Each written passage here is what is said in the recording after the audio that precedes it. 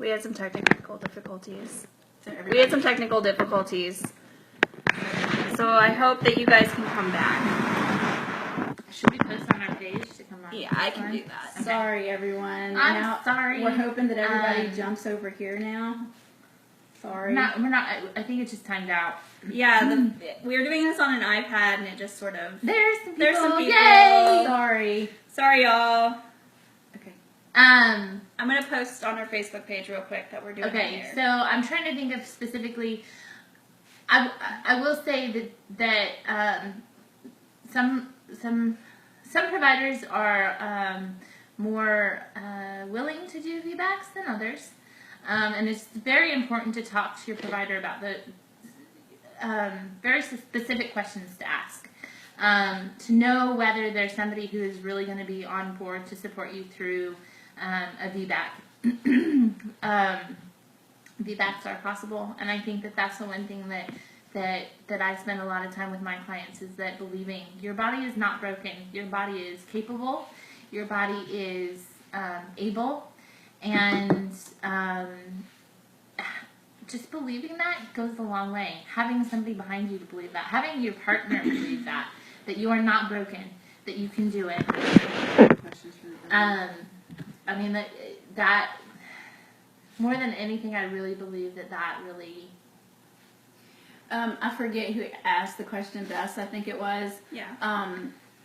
I think my biggest thing with VBAC, also everything that she said, but to process the reasons of your first section is a huge hurdle to get through. You have got to be okay with the first section to prepare for your VBAC. There's a lot of blame. There's a lot of shame. There's a lot of stuff that goes along with the section to begin with. So my big thing with my VBAC moms is we go through every step of the VBAC, the section process to begin with. Hi, Matt. Speaking of supportive partners, that is Christina's partner. Where's my husband? I don't know. Mine is like mine's taking a nap. But yeah, there wasn't a specific question about VBAC, but it's a very individual, scary thing. And the mom has to be totally 100% on board and really committed before she can pull her partner in. VBAC Facts is a great resource, and ICANN Network is phenomenal. Great. Shout out to ICANN and all their leaders. ICANN has an education thing. If you go over to resources and pull down. Hi, Adam. Hi, Adam. It'll give you the education part of you and your partner can go through education about VBAC. I think the biggest thing is to get with a provider that 100% is for you on your team. Not that they're going to let you try. Not that you're going to do it. Not that they're, that kind of thing.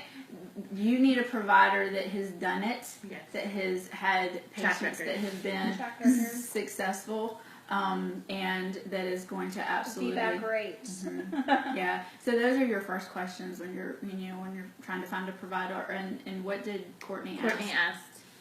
She asked. Currently working out those feelings. Tell me your best therapy. Have y'all personally found an OB you like to work VBACs here in Montgomery? And Nikki says VBACs. Currently working out feelings. Okay. I suggest to my moms that are trying to. Sorry, reading questions. Sorry, yeah. The feelings. What I would do is I would journal out your birth story from your section, okay, and figure out, what the section was for, okay, because there are reasons for sections. But we have to mentally get through that thing that we do as women and experience, and always going back to what we know. So working through those step-by-step process of your section is going to help you get past to figure out if you really are a good VBAC candidate to begin with. Okay, but doing that, writing it down alone, will bring up some pretty harsh stuff. So know that that it's a journey that is not fun, but it's necessary if you want a VBAC. And that's something that all three of us would be willing to talk through with you is when it does bring up those harsh things. And also crying with you is something that we do. Yeah. I mean, grieving the loss of a vaginal birth is okay, and it's something that you have to let yourself do. And you might need to do that with someone, and like we said, we're very available to do that. Are there VBAC OBs that we like to work with? Let me tell you something about how we work with care providers. You find your care provider who you like, and we work with them. Are there people that that we have experienced to be more comfortable with VBAC? Absolutely, but it is not really our job to push you to figure out OB stuff. Now, if you had your section with somebody that says that you can't have a VBAC, then that might be a red flag to switch or to question somebody. But ask a ton of questions. You can make appointments, you can ask questions, and you don't have to stay. This So is what are about some questions, not just for VBAC mamas, but let's talk about like questions for all moms that we would ask care providers that we're interviewing. If you're going in and you've never met this person and you're pregnant, or maybe you had a birth with him before, you need to know what they're comfortable with. What are the things that you are not okay with your last birth or the birth that's coming up? And we all have our stuff. And I'm going to bring up maybe something. Okay, I'm just going to pull something out of the air, and this doesn't mean anything. Okay. Maybe you have a problem with having an IV, okay? Your first question is going to be, how do you feel about me not having an IV, okay? Now, you're going to have to be open to that explanation, and you're going to have to hear them out, okay? Because they have a comfort level, and they practice a certain way. And sometimes there's some compromise. Sometimes there's like, oh, okay, well, maybe I'll just do the hep lock and not be wired up to the IV. But if, say like you have a phobia or you just can't do an IV, open and honest communication is going to get you really, really far. So don't have some chip on your shoulder about something that you don't know anything about yet. Let them have the opportunity to have a chance. Now, as far as that's why we say, write down your goals. Write down how you envision this birth to be. Write a birth plan. Write a birth plan, and sometimes that comes at the end. But to have this open communication with your care provider is going to open everyone up, so you are completely comfortable with even going into labor. Because if you're not comfortable with how things have gone in your prenatals, then you're going to be afraid. And you're going to be like, I'm not really sure what's going to happen if things go off the deep end. So everything that comes up, hey, what if, talking about what ifs are a good thing. So we want to talk about, with your care provider specifically, you want to ask how long they are comfortable with you laboring at home. And, not that their comfort is everything. Of course, you want to consider what you're comfortable with too. And again, honest, open communication with what you want to do versus what they want to do. See if you can meet somewhere in the middle. Or how long do they expect you to come in after your waters break if they break at home? How long they are comfortable with you laboring after your membrane has actually ruptured. Yeah. That's a comfort level for a lot of different doctors. Yeah.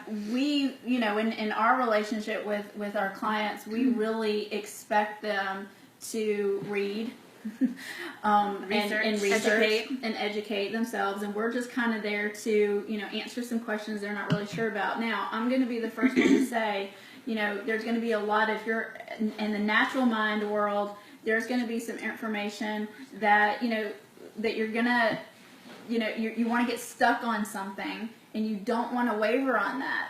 And that's okay. But then there's some things that you can, talk to your care provider about, and they're going to care about what's in your heart. And the more confident you are and the more educated you are, they're gonna listen to you. The other they care about things that. would be delayed cord clamping, Eating and skin to skin, eating and drinking while eating and labor. drinking during labor is a big one. My biggest one, I think, with mine is ask your care provider how far they're going to let you go past your due date. Oh, yes. Okay? Yes. Because 40 weeks in some OB's minds or midwives' minds are not the same as others. So that's a biggie. I mean, that's like free to you right there. Because that, we all know that it's a due month. It's not a due date. I'm sorry about that. Because most of us get really, Oh, I know. That was so hard. really Courtney was saying she was so hungry. in labor. Hungry, yes. Okay. Yeah. And her provider didn't want her to eat. Yeah, and that's a biggie. That's on evidence-based birth also. So Yeah. if y'all watching are looking and wondering about the eating and drinking in labor, there's a new study that's come out about that. So y'all need to dig up some information about if that's important. Courtney to you. also asked a good question. What if your provider isn't around when you go into labor? Okay, well that all depends. Okay, I can shut up. I can talk. No, said it people name isn't names. working when you go into labor. Isn't working with you when you go Isn't into labor. Working when labor starts. When labor starts. So like she's not, that No. provider's not on the floor. Or the provider's not in town. Okay. Right? Courtney? Okay. So You mean- I don't think that's what she meant. Oh, you don't? I think, what if your provider isn't On call. who you necessarily thought them to be when you Oh. go into labor? We can talk about both, I guess. Okay, so if you're, so are you talking about if they flipped and you talked about certain things and then they're not okay? So let's talk about and that stuff? this Kind of scenario. like the bait and switch. Okay, Yeah, so- bait and switch. So you that's why we encourage our clients to take responsibility for their births. This is what you have planned. This is what your family wants. This is what you have educated yourself about. And, these are the questions that you've asked. These are the answers that you have gotten. Now, what happens, yes, if your provider is at home. Okay, if your provider is at home or out of town, or someone else will be there. Okay. That's why when you are interviewing a provider, you ask them. You say, are you at your births? Now, if they're in big groups, then you're going to have some providers that are in big groups because they can't be there for every one of their births. But we work with some providers that absolutely are there at our clients that, and they'll say, okay, I have this special day and I can't be here for this. But you need to ask them, yes, you're hiring them for a job. So if you love that care provider and you're bonding with them and you want them to be at your birth, you need to tell them. You need to say, I am really, and they need to say yeah, and they'll give you an honest answer. A lot of them, if you tell them that you only want them, a lot of them will give you a magic number. I find that especially with VBAC moms, is they'll give you the magic number because they've come so far with you.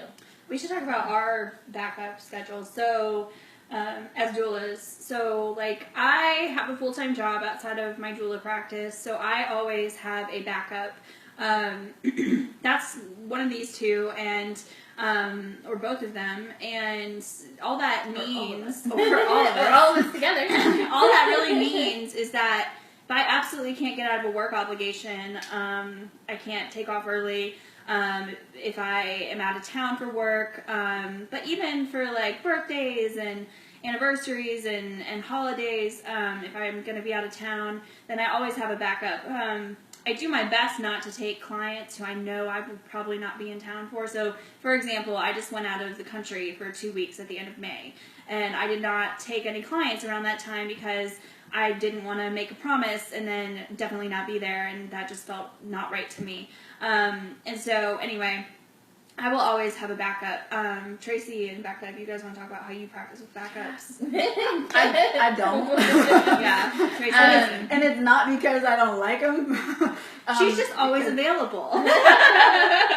Well, I've worked in this town so long that, by myself, that I didn't have the opportunity to use a backup. So I have grown in my business to not need one, because I'm always on call. But I build boundaries with my clients. But I'm always available but my kids are older, and I am in the time of my life where I can just kind of drop everything and go if I need it. But like I said, I do have. She also boundaries doesn't and take stuff. clients, And and she definitely is right. going to be. I mean, if I know I'm going to be out of town, you don't need me, because in my mind, I totally sink myself into who I'm helping. And I want that person to know that they're going to get me. And that's just my birth philosophy. I mean, that's not meaning anybody else is doing it wrong, because there are times for backup. Now, I will say that, I'll tell everyone if I have a kid sick that's had an emergency, or if my husband's had a heart attack, or if can't get my head off the pillow, then we're going to get somebody to you. Extenuating circumstances. So yeah. But it's few and far between. Now, I do have a system where if somebody absolutely wants me, and I have somebody due that month already, I'll tell them when they're due, and I'll say, you have the option of hiring me, and I'll do everything with you I do with everybody else. But if I end up missing your birth, then it's a certain fee. But you don't necessarily have the option of getting somebody either. So that's the kind of perk of going through River Region is you're going to end up, we kind of have each other's backs on a lot of things. But individually, I usually don't, because I don't stack people up. What about you, Becca? I'm very similar to Tracy. However, I have 3 small kids. My kids are almost 2, almost 4, and almost 6.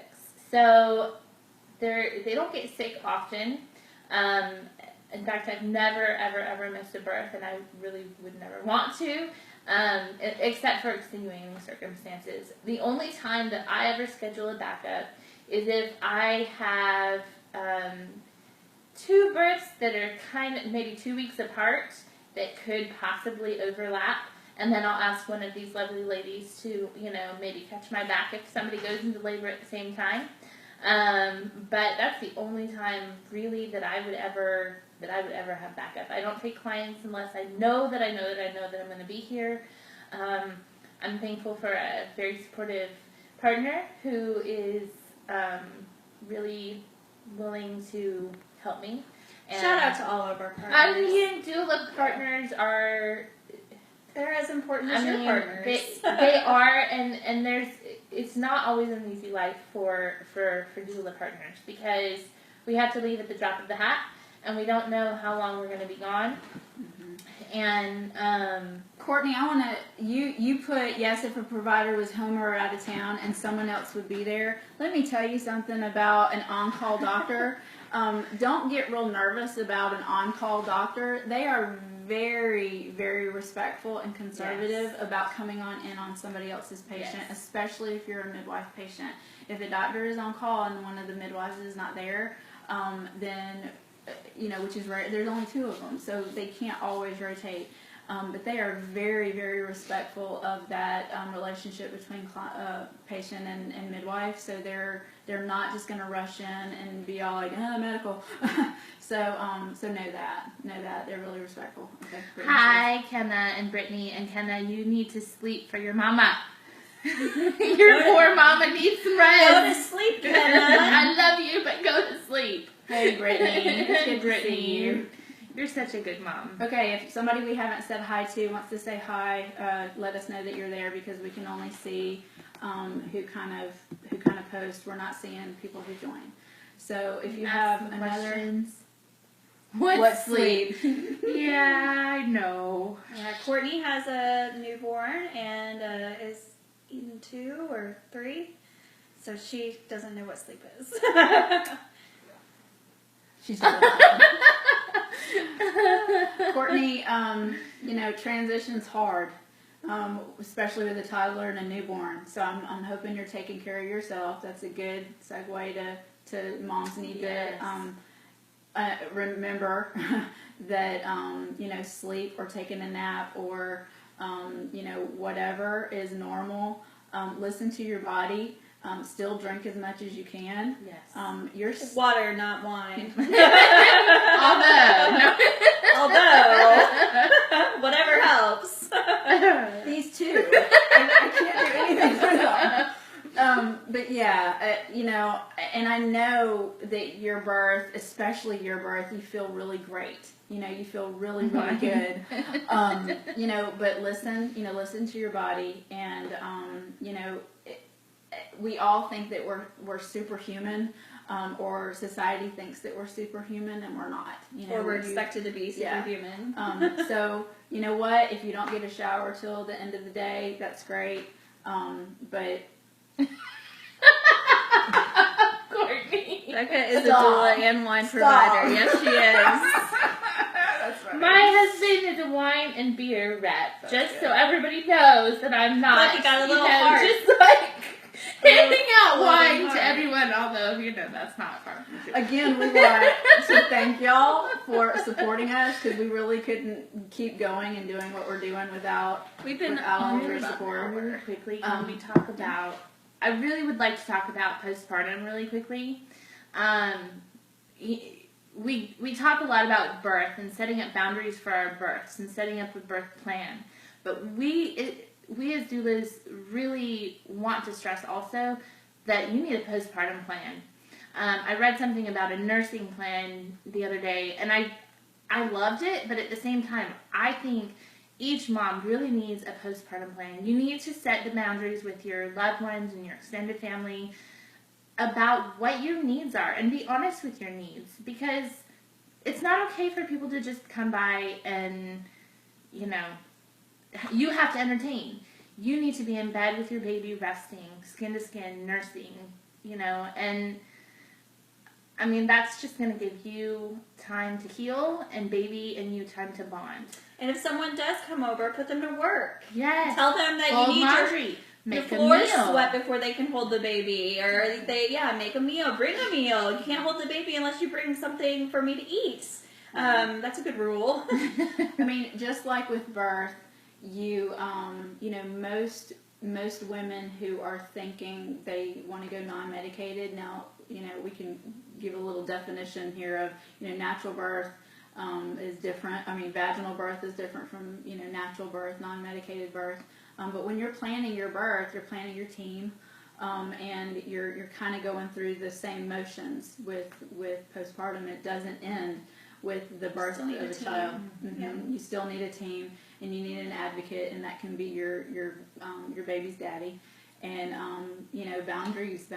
And you know what? I want to acknowledge that family is the hardest, especially for first-time moms. They have waited and waited on this baby, and they love this baby too. And I promise that they're going to overstep boundaries because they're thinking of themselves and how good that baby smells. But I want you to remember that your body needs to go back to normal with your child. Mm-hmm. Your body regulates. We talk a lot about skin to skin and kangaroo care, and y'all can look that up. But skin to skin is a major factor of recovery for you and the baby. Your baby works really hard during birth, and y'all can YouTube. When the baby comes out and watch, and babies work really, really hard. So, with temperature and heart rate, respirations, and you trying to recover, skin to skin is a huge deal. And I was talking to a mama the other day that had a horrible, horrible night, and trying to put baby in a bassinet. And I said, you know what? Just skin to skin with that baby tonight and see if it helps. And she said it was a completely different night. So yeah, if we could just talk for a second about a variation of normal, the 4th trimester is a real thing. Yes. That 3-4 months after baby comes, they are practically still in the womb. They could be, they would be. And they need everything done for themselves, and all they want is to be as close to you as humanly possible. So, it is not abnormal to be, if you're breastfeeding, to be feeding frequently on demand many times a day. It's not abnormal for the baby to not want to sleep separate from you. These are all normal things. So, don't feel like that's weird or that you're a failure as a parent. Any of those things. There's so many different types of parenting out there, but really 4th trimester, baby still needs everything. And if you're breastfeeding, don't worry about, you really need to reach out to a lactation consultant. They are there to help you. If you're having any issues at all, they're amazing people who are very much there. And support groups. Yes. Leche League is a great support group. There's tons of online Facebook, and that's not just for breastfeeding, that's for all mommy care. Reach out. Don't isolate yourself, especially in postpartum. Call your doula. We'll get you hooked up. And we don't fall off the face of the earth. No. We try to be there as much as we can for our mommy clients, because we get pretty attached too. But it's kind of a going to the Leche League while pregnant. Really That helps. is very true. Elena is absolutely right. If you go to the Leche League groups, and they have mornings and then they have nights, Elena, if you want to post a link of the meetings, that would be great. It's also on our website. And your doula would probably go with you if you'd ask her. I just met the client. Absolutely.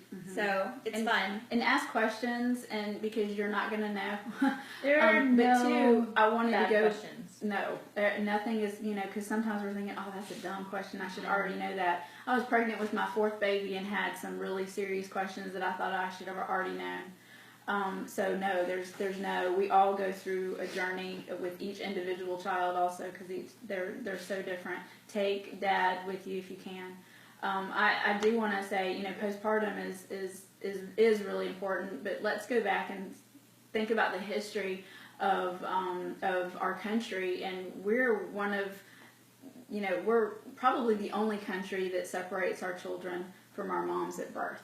So, we have to kind of reprogram that as, oh, wait a minute, no, this child needs to be with me, Right. and I need to bond with this child. But, if you can keep in your head that, yes, you're tired, no, you're not going to let this child fall off your chest. Now, at the hospital, they're going to make you give it to somebody else if you're groggy and tired, but that's for liability reasons on them. That's not because they think you're a bad mom. So, but realize that regulation, your breathing, their breathing is going to regulate, temperature is going to regulate, your body is going to be happier, and the baby's going to be happier. Attachment chemicals are all there. Secure babies are happy and sleep better. So just kind of think of all that too. And I touched a little on the depression and anxiety and stuff, and I just posted something on my business page about that. A great article about postpartum depression is so diagnosed, but postpartum anxiety is not diagnosed. Yeah. So, yes, it's an issue. Postpartum anxiety is real. It's there. It is hormonal, just like the postpartum depression. And if you are having a problem with it, please seek help. It's not a shame. It's not something that you need to hide at all. It'll get worse before it gets better. So, please let somebody know. So it's about 3:06. Okay, if anybody has a question, we're getting ready to get off. So ask it. Ask. You have 1 minute. 1, 2, 3. And we'll wait for just a second. Seems like there's a lag. I think there is a lag. Can you touch on emotions right after birth? There's lots of them. Well, how about, the two mothers, you guys have been there and done that, and so you know. Your body releases a cocktail of hormones that just cause all kinds of crazy emotions, crying, laughing, things that you've never experienced before. And most of us don't really know how to handle them, and we feel like we're crazy, especially with that first baby, when it's our first time experiencing all of that. You have, I can think back to my first son, and being in the hospital and feeling like Anger is an emotion. feeling anger because the baby wouldn't stop crying, or feeling like that major anxiety, the world is going to come and destroy my baby, and just feeling like there was nothing I could do right, and then feeling all this joy and love, and it's so confusing, and you don't really know quite what to do with it, but that's really normal. And this goes back to the plan, to the postpartum plan. Yes. Is if you have a good plan in place and you are not trying to control and handle everything else in your life that might be crazy, then you're going to be able to recover hormonally well. And that's what we were saying is, if you have feeling everyone is Staring when baby cries. Okay. They are, because your baby is so beautiful. Brittany and Courtney are kind of saying the same things. And this is what I was saying is, if your baby is crying at church or in the grocery store or whatever, that doesn't make you a bad mom, okay? Babies just being babies. Babies are being babies, okay? And really, nobody is looking at you like you're a bad mom. It's really the pressure that we put on ourselves as mothers. Day 3 crying is normal, but my postpartum mood swings were a vitamin deficiency. Good point, Elena. Y'all can talk to your care providers about that stuff. Vitamin D, ladies. Magnesium, calcium. Well, vitamin D. Vitamin D is a big deal. Very big. But let me go back to the control issues with mamas, okay?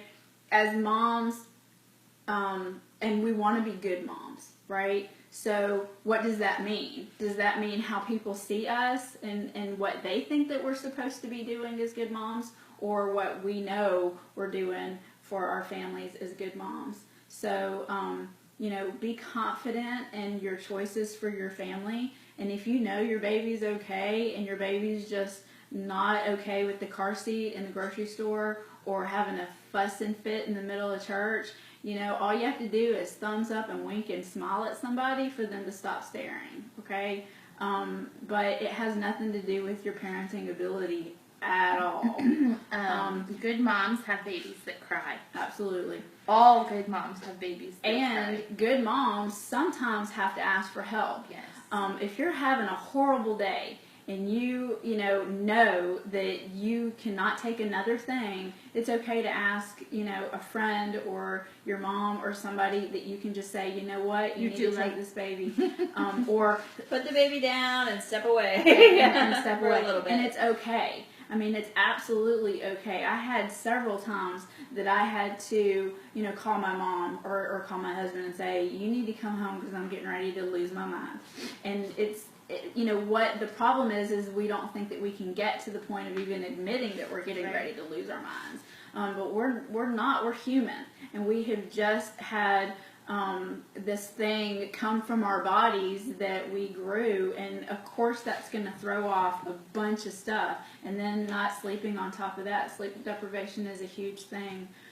So that's vitamin why deficiency, emotions, all of it goes together. All of it goes together, and it's not. It's an okay thing. Absolutely. All variations of I just remember being overwhelmed with hormones, crying at the drop of a hat, anger with myself when I couldn't calm her. And that's just pressure that you put on yourself for not being able to do it. Feeling helpless is the worst feeling in the world, right? Because we've been given this child from God that we are responsible for, so now I can't get it to stop crying. That's just pressure we put on ourselves. But crying at a drop of a hat, too, is the hormonal imbalance. Mm-hmm. And baby blues and crying that's a normal thing. That's just what we do after birth a lot of times because we're just so overwhelmed. You can see a bird out the back door, and you're thinking, oh, look at the mommy feeding the baby, and you can cry about it, right?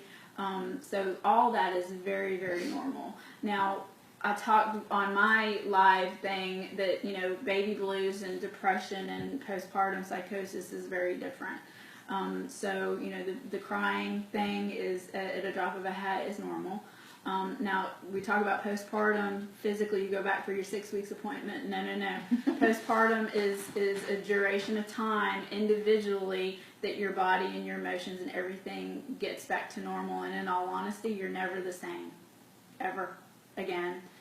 Your chemical makeup is different because you've had That's why you guys cry so easily. Yes. And I don't. Yes, and Christina's I've a lot. always been that way, Christina. Oh, okay. I do now. I cry about everything. Hey, Ms. D.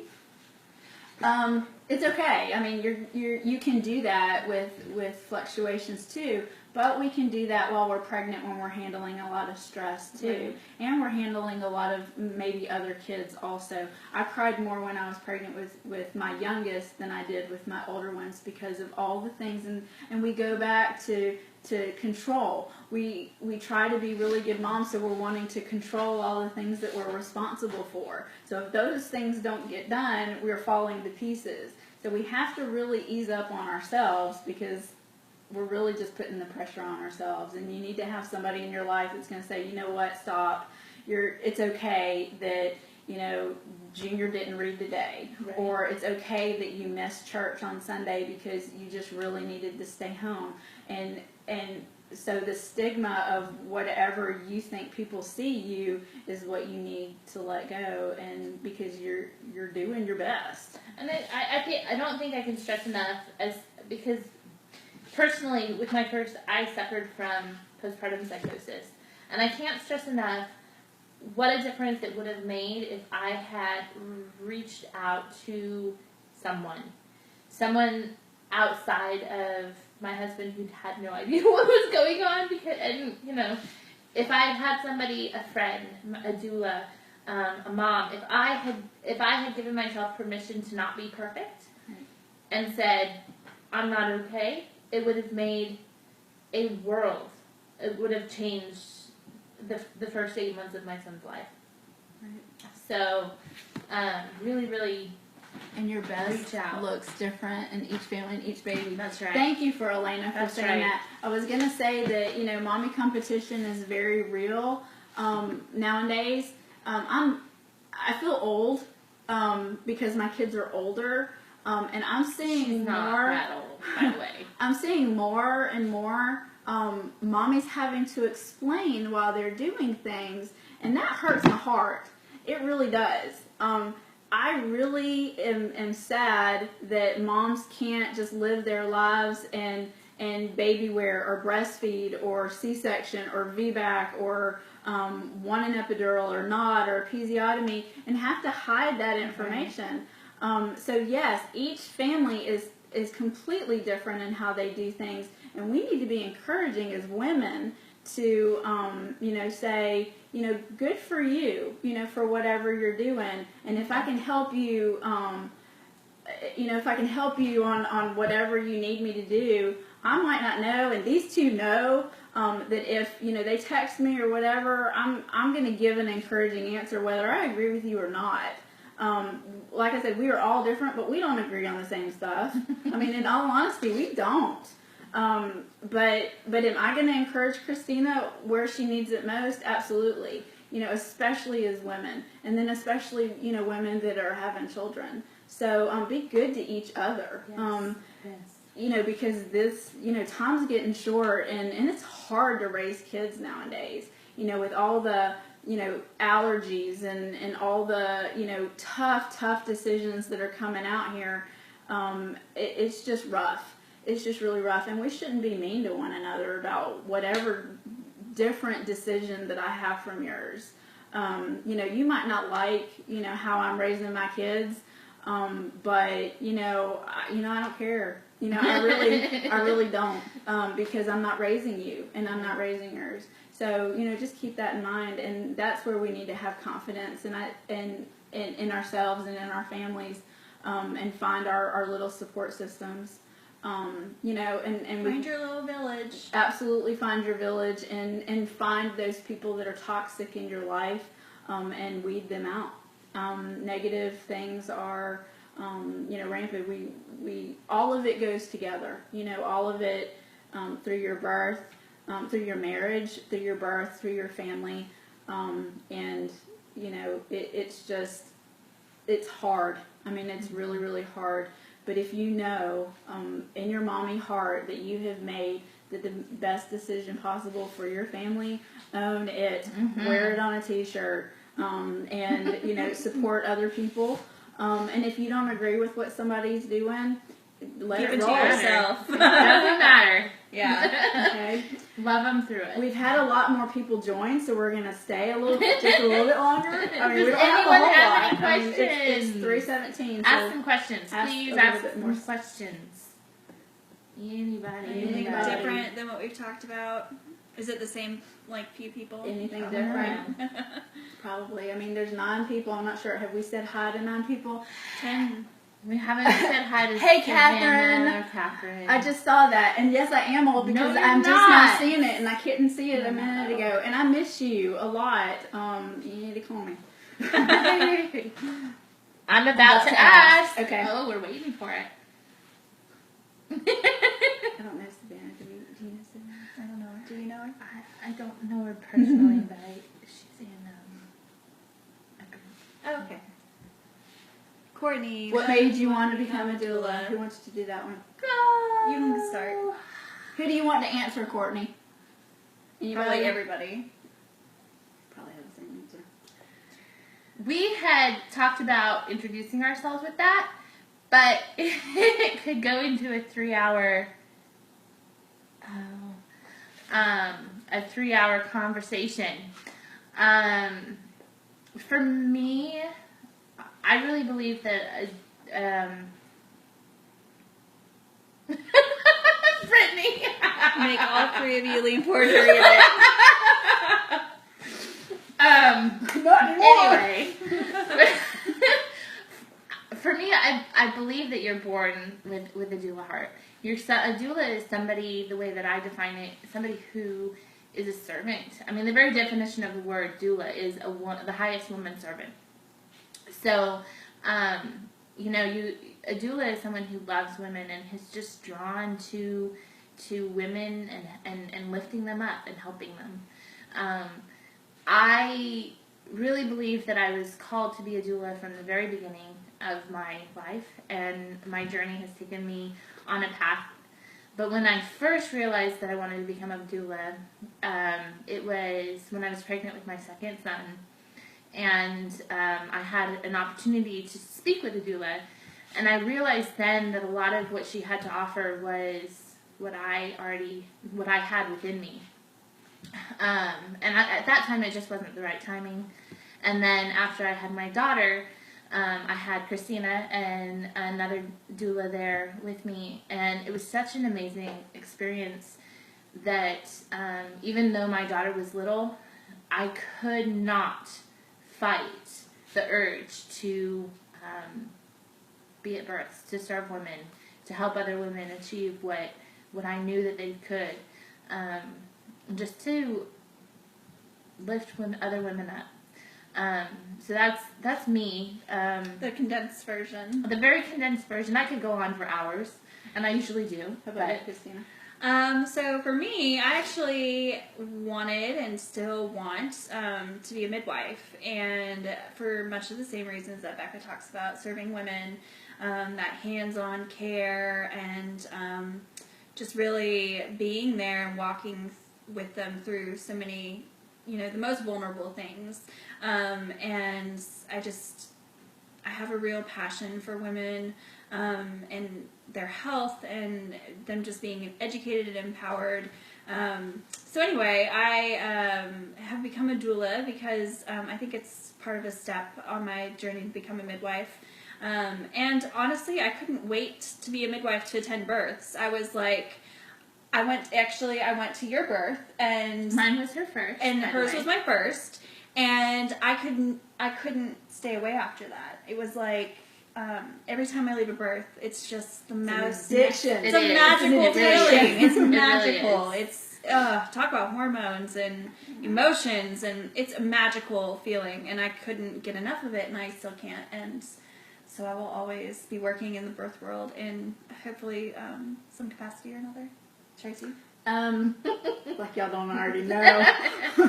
I think for me, when somebody asks me that, it's not an easy short answer for me. I always, before I was married, knew that I wanted to be a mom and I wanted to be around pregnant women, and I can't explain that. And that was before I had children. I have this weird draw to pregnant women. My kids, when they were growing up, would actually distract me from pregnant women in Walmart, saying, please don't talk to her. Please don't ask her who she sees. Please don't ask her when she's due. Because I had this magnetic draw to pregnant women, because I have always been respectful and in awe of the birthing process, because it's something you can't control. It is so powerful that I'm just kind of reverenced at the fact that God has made our bodies to do it. Why did I become a doula? I didn't really even know that word existed when I was doing the educational part of it. I kind of went searching for wanting to help women in labor, and had a friend that I graduated high school with that was doing it here in Montgomery.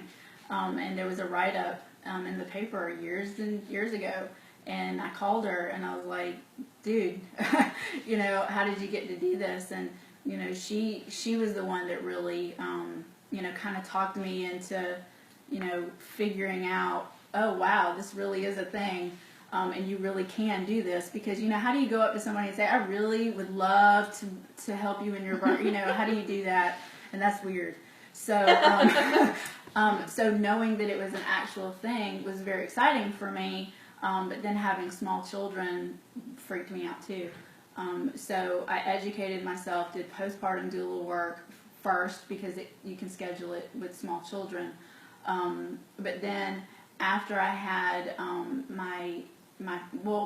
with my first baby, he had open heart surgery after he was 2 months old, and nobody told me to nurse. So the educational part of me knew that there was something better for women. And, but still not knowing that, it just kind of all came together very slow for me. The draw was from my heart, but, educationally it was a very slow process, and I couldn't just dive in with smaller children. Then I had the opportunity to assist a home birth midwife for a while, and that's where I learned and have most of my experience. So those opportunities just kind of fell in my lap, which I'm very thankful and blessed for. But, there's just no short answer of why you don't wake up and become a doula. You don't wake up and decide that that's what you want to do. It chooses you. You can't explain it. You can't fight it. It is not something that you can even develop. You're always learning, but it's a very big instinctual thing that is uncontrollable in all honesty. We should all say where we were trained.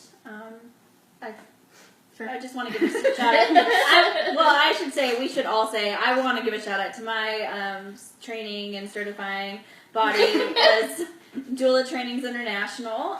If you want to learn, I think their slogan is like for the modern doula or something like that. I had a great training, 5-day training in Atlanta, and then a 9-month process to certification, and it was just wonderful. It was really one of those feelings like I found my people. And so if you have any interest in being a doula, or you think what we're talking about sounds like you, I would encourage you to look them up, see if it's a good fit for you. There's tons and tons of organizations that do this work. So you want to go next?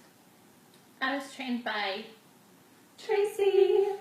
I had already had 3 babies, and I was trained and certified by River Region Association of Doulas, and I'm on a track to eventually be certified again through Childbirth International, but that will happen in the long term.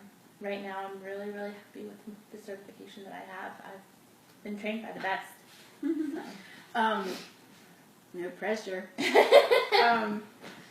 Throughout the 19 years of doing what I'm doing, I've been certified through 3 different people because national agencies are not local. So I learned that I was getting the basic, physiological part of birth training as a doula, but as far as local, how things worked, I really wasn't. So as far as staying with somebody and recertifying, I just wanted to educate myself through other people and how they did things, because each agency educates differently. So I, first certified through CAPA, which is Childbirth and Postpartum Professional Association. Then I went through ICEA, which is International Childbirth Education Association. And then I certified through Childbirth International. Which is CBI. Which is CBI. And mine is DTI, and Becca's is RAD. So we're all about acronyms. I don't. It's RAD. Yeah, and to further the discussion of training and all that kind of thing, as far as RAD goes, I found myself in a time of life where I really needed to mentor, and I needed to pass on some things that I knew. I think as individuals, we do that even in our lives. We need to learn, and we need to pass on. That's what we need to do as women. So I, formed the group for really, mentoring and education and sisterhood, and found a lot more out of it. So, as far as, that goes, we are always continuing education and always needing to know what our community needs, because it is you who we serve. We serve the river region, so we need to know what the moms of the river region need. Yes, I have past clients and I have past experiences, but as far as really knowing, that's what river region is for, to really get to know the moms of here, and for support. I was going to say something else and it just flew out of my head, which is not need. Emily late to the party. Hey, Emily. Okay, I asked because it's something I'm considering and would love to hear a success story. I'll be back after 3 sections. Thank you, because it scrolled up and we can't see that anymore. Yes, thanks for reminding us. Yes. Now, I do know, is RAD offering doula training currently? No, RAD is not doing any open training right now. But I'll get back to you.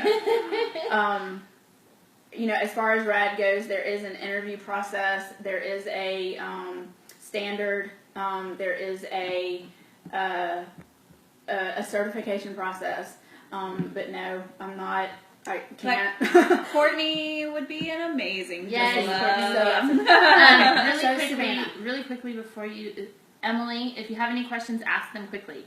Yeah. Savannah, yes, I do know that you can do a C-section. A VBAC after 3. You just have to find the care provider that will help you do that. And if you want to message River Region privately, we can try to talk you through that process and see what kind of questions you need to ask and all that kind of stuff. But yes, I encourage you to do absolutely something that your heart is leading you to do. Was there any other questions? Is there anything else? So we've been on for about an hour and a half, so we're probably going to wrap it up. So if you have any questions, ask them in the next 2 minutes. 2 minutes. 2 minute warning. 2 minutes. And I'll say, you're welcome. Absolutely. Like our page, share our page. Please get your husbands to share our page. That's what's needed, is we need for people to know educationally that if they have something that they are not sure about, they can ask questions, but we need people to like the page so they'll see the stuff. And the reason, just really quickly, because I don't know that we've touched on it a whole lot, but RAD exists for our community. We, as a group, have formed together to serve the women and the families of this community. We love where we live. We love the women here. And we're not, RAD was not formed together as a way of getting more clients or being, whatever. We are here because it is important to us to improve birth for all women in our city. You guys are important to us. And so please don't hesitate to ask us questions. Please come to our events when we have them. We want to serve you. We are here for you. So, I think we should do more of these. I think this is really seems awesome. like it was I'm really just ready to have a VBAC with you guys. Okay, well so received. come on, let's have a baby. Yes, you can find all our availability on Jewel and Matt, or you can just reach out to us. I want all 3 of you at my next birth. Oh, we we will do be that. there. Yeah. You. Well, sure. Yes, this was is fun. Okay, Well, we will do it again for sure. Absolutely. And y'all get your partners and dads. Yes. Yeah, we'd love to hear from the dads. To ask questions. And I think that can't they post on the RAD Dilla page? Yeah, Isn't it open? If y'all have any questions or y'all want to, something that we can just type out on the RAD page itself, y'all ask. There's also a place on our website for it if you want to be kind of a little bit anonymous, or send us a message on and private send us message. privately a message individually if you want to talk to one of us. One of us individually. Now the RAD page, if it gets like an inquiry or a question, I usually just go ahead and do that. But if it's something individual, she says, Oh, "No, Kenna, Jonas." we love you. Aw. Sorry we did not go for it at the same time. 1, 2, 3. Okay. We love, Oh, we, Becca. just, we love you guys. We just really want you to know how. I don't think we can communicate that, but we really, really do love you and support you, and are just really, really thankful for your support. Thank you for being with us Thank today. you. That has meant Have so a great much. Sunday afternoon. Absolutely. And okay, we're going. So if nobody has any questions, We'll and be we're gonna back. sit here for a We'll second. be back. So think of your questions for next time. Yeah. Okay, bye. Bye, guys.